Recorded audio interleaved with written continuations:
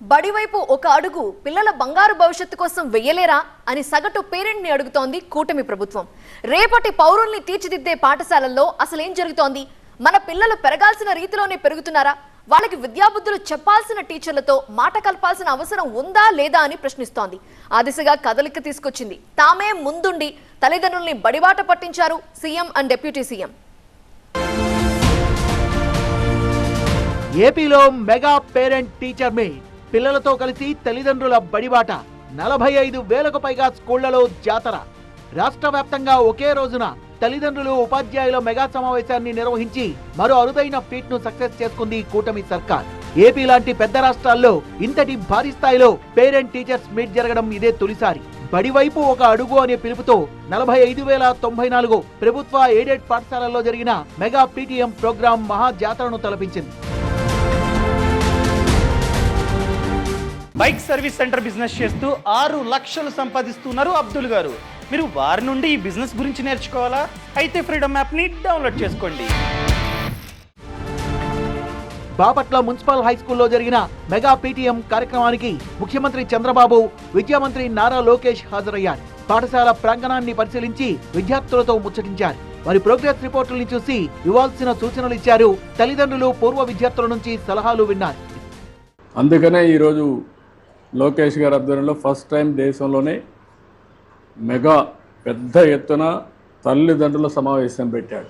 కనీసం మీలో ఒక ఆలోచన విధానాన్ని మార్పు తీసుకురావడానికి, మీ పిల్లల్ని పెంచి పోషించడమే కాకుండా వాళ్ళ మీద ఖర్చు పెట్టడమే కాకుండా ప్రయోజకులు చేయడం మీ బాధ్యత. ఆ ప్రయోజకులు చేయాలంటే బాగా చదివించాలి. ఈ సందర్భంగా పాఠశాల విద్యపై తాను తీసుకొస్తున్న సంస్కరణల్ని ముఖ్యమంత్రికి వివరించారు మంత్రి లోకేష్. లెర్నింగ్, ఇన్ఫ్రాస్ట్రక్చర్ అంశాల ఆధారంగా 3 ఏళ్లు టార్గెట్ పెట్టుకుని అన్ని స్కూల్స్ కి స్టార్ ర్యాంకింగ్స్ ఇచ్చే ఏర్పాటు చేస్తున్నామన్నారు.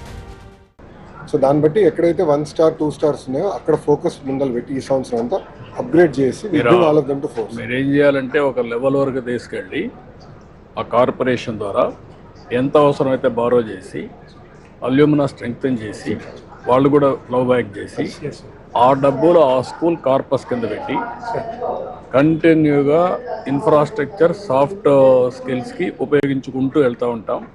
Every school will have a corpus.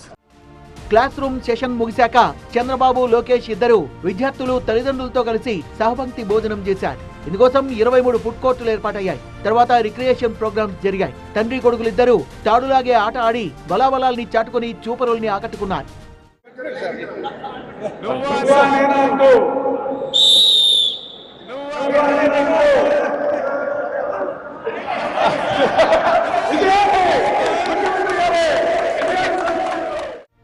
తర్వాత జరిగిన ఆత్మీయ సమావేశంలో పాల్గొన్న సీఎం చంద్రబాబు విద్యార్థులతో విద్యార్థులకే సందేశాలు ఇప్పించారు.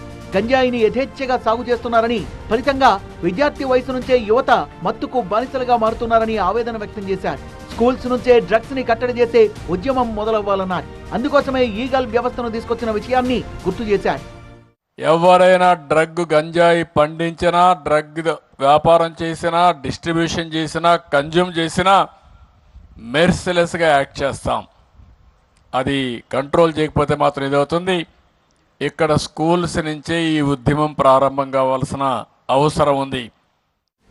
కడప జిల్లా అన్నమయ్య సర్కిల్లో మున్సిపల్ హై స్కూల్లో జరిగిన మెగా పీటీఎం ప్రోగ్రాంలో పాల్గొన్నారు డిప్యూటీ సీఎం పవన్ కళ్యాణ్. విద్యార్థులతో ముఖాముఖి నిర్వహించారు. వారి సమస్యలను అడిగి తెలుసుకున్నారు.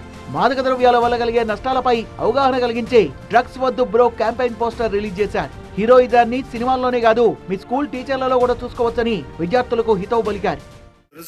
ఒక వ్యాయామం, ఒక పీటీ టీచర్ మీ విద్యార్థులను తయారు చేశారు. ఆవిడ వాళ్ళు వెళ్ళి బ్రాంజ్ మెడల్ కొట్టుకొచ్చారు. And she's a hero for me.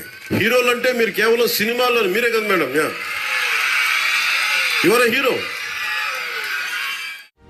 Kadapa corporation high స్కూల్లో పనిచేసే పారిశుద్ధ్య కార్మికులతో మాట్లాడి వారి సమస్యలను కూడా అడిగి తెలుసుకున్నారు డిప్యూటీ సీఎం పవన్ కళ్యాణ్. డాక్టర్ల దగ్గర, లాయర్ల దగ్గర ఎలా అయితే దేన్ని దాచిపెట్టకుండా చెప్తామో టీచర్ల దగ్గర కూడా అంతే పారదర్శకంగా ఉండాలి. మన పిల్లలు మన దగ్గర కంటే టీచర్ల దగ్గరే ఎక్కువ సమయం గడుపుతారు గనక వాళ్లతో నిరంతరం టచ్ లో ఉండాల్సిన అవసరం ఉందని, ఆ సదలవాటును పెంపొందించడానికే మెగా పేరెంట్ టీచర్ మీట్ ను ఏర్పాటు చేశామంటోంది కూటమి ప్రభుత్వం.